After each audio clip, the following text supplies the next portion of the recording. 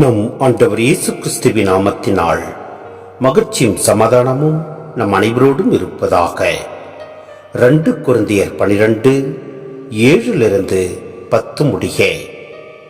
எனக்கு அருளப்பட்ட ஒப்புயர்வற்ற வெளிப்பாடுகளால் நான் இருமாப்பு அடையாதவாறு பெரும் குறை ஒன்று என் உடலில் தைத்த முள்போல் என்னை வரித்துக் கொண்டே இருக்கிறது. அது என்னை குத்தி கொடுமைப்படுத்த சாத்தான் அனுப்பிய தூதனைப் போல் இருக்கிறது. நான் இருமாப்பு அடையாதிருக்கவே இவ்வாறு நடக்கிறது.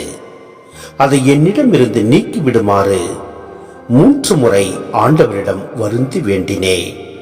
ஆனால் அவர் என்னிடம், என் அருள் உனக்கு போதும், வலுவின்மையில்தான் வல்லமை நிறைவாய் வெளிப்படும் என்றார்.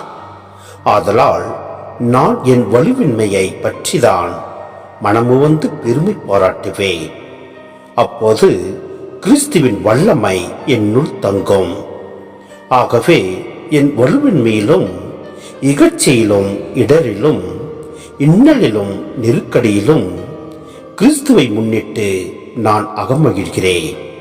ஏனெனில் நான் வலுவற்றிருக்கும் போது வல்லமை பெற்றவனாக இருக்கிறேன். சிந்தனை: உடலில் தைத்த முள் என்பது கடவுளுக்கு தெரிந்து அழகையால் பவுலுக்கு கொடுக்கப்பட்ட ஒரு துன்பம். அது எப்படிப்பட்டது என்பதை நாம் குறிப்பிட்டு சொல்வது கடினம். எனினும் தம் வன்மையற்ற நிலையையே பவுல் உடலில் தைத்த முள்ளாக கருதியதாக அறிஞர் பலர் எண்ணுகின்றனர். கடவுளிடம் மன்றாடி அதிலிருந்து மீள முடியும் என்பது பவுலின் நம்பிக்கை. கடவுளின் திட்டங்களை முறியடிக்க அழகை கடுமையாக உழைக்கிறது என்பதை அவர் அறிவார். யோபுவைப் போல பவுல் கடவுளுக்கு ஏற்புடையவராய் இருந்தார். எனவே அவரை வருத்த அழகை அலைகிறது. அதை தோற்கடிக்க அவர் கடவுளோடு உழைக்கிறார்.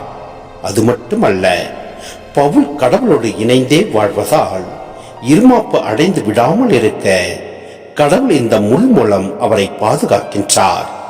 இதனால் இந்த முள் இறையருளின் செயல்பாடாகிறது. துடிப்பான பவுலின் நற்செய்தி பணிக்கு எந்த துன்பமும் தடையாகாது. மேலும் மனித இயல்பை கூடாரம் என்கிறார் பவுல். இதிலே கிறிஸ்துவின் வல்லமை தங்கி எல்லா மனித இன்னல்களையும் வலிமையின்மையையும் முறியடித்து உள்ளின்று ஊக்கமூட்டுவதால் கிறிஸ்தவர்கள் எந்த துன்பத்திலும் பதறாமல் வாழ முடியும்.